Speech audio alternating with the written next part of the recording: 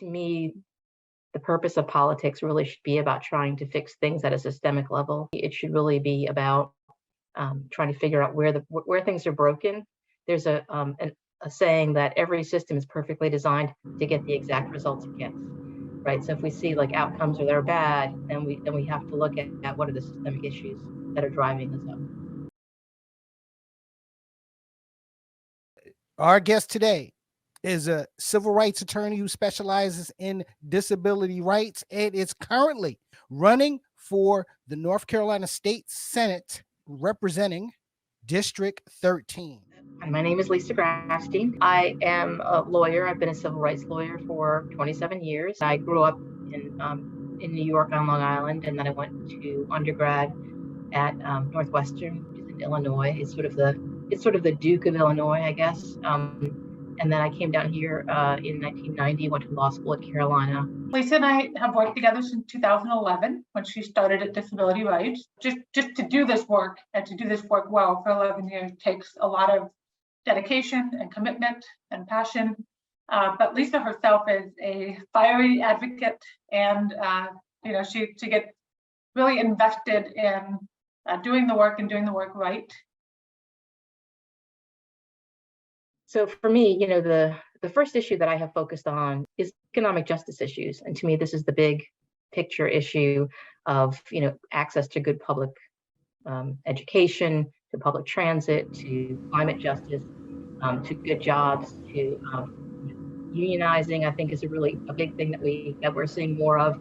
But to me, economic justice really is about getting our financial system right. There needs to be fairness in the system, and there's not fairness in the system, and much of that is racially based unfairness in the system. I know a lot of my older generation wasn't able to vote, so I feel it's important for us to exercise our right, for them at least. My ancestors fought for the right for people like us to make our voices heard in the political process. And I'll be damned if I let their sacrifice go to waste. When we have a problem or something somebody decides is a problem, it's easy to sort of restrict somebody else's rights. And that's what we see when we have stop and frisk laws in New York City, right? Was about, there's crime, so let's just stop all the Black and brown people because, so what, somebody else's rights, because the people making the decisions are predominantly white men, right? Making decisions about our bodies, making decisions about policing, making decisions, that affect other people. And I think that's really, it's an outrage. Reproductive freedom and other healthcare issues. Reproductive freedom, partly because, I'm a woman and I live in America. So I understand this question of bodily autonomy and how pernicious it is. What's democracy if a woman cannot decide what they want to do with their body, what's right for them? And the thought that some old white Republican male could be in that doctor's room making a decision, I can't even, I don't know where to put this anger. Why are we putting barriers in front of people's ability to vote? It doesn't make any sense.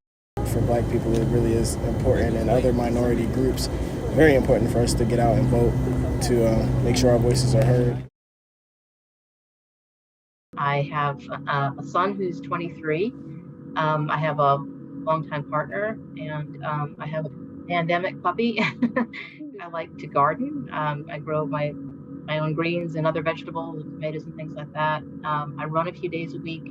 I run a couple marathons, but it's been a while.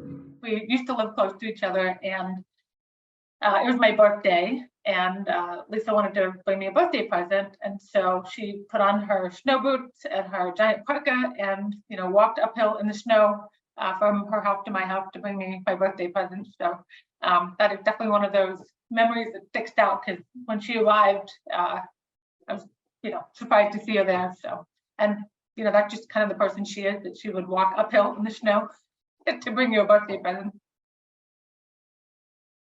If the slate of Democratic candidates win, including several women in really tight races in Wake County, if we all win our races, the Democratic caucus in the Senate will be majority women. For the first time ever, there'll be a caucus that's majority women. I think that's a big deal. There are no LGBTQ people, at least openly, in the Senate right now, so that would change if I get elected, and or if Marsha Morgan from Wilmington gets elected. Republicans are 3 seats away from getting a supermajority in the North Carolina House and 2 seats away from the Senate. Those 5 seats all sit in fairly blue districts, though, so each race won't be easy for Republicans to secure. But I feel like after the elections that we're going to have a supermajority. House Speaker Tim Moore is keeping his eye on the prize of a supermajority because it would mean Republicans could finally override their Democratic Governor Roy Cooper's constant vetoes. It's time to start helping people that need help. Right, and stop just thinking about themselves. We need help. Everybody needs help. I think at 64 years old, after being a full-time volunteer at Planned Parenthood, that I would have to vote to protect my granddaughter's uteruses? No. No. And I can't believe that this is even a question.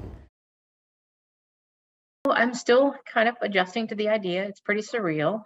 Obviously, I'm really happy that it turned out in my race the way it turned out. I mean, it's really overwhelming. I would say thank you, but there's no way to say thank you enough.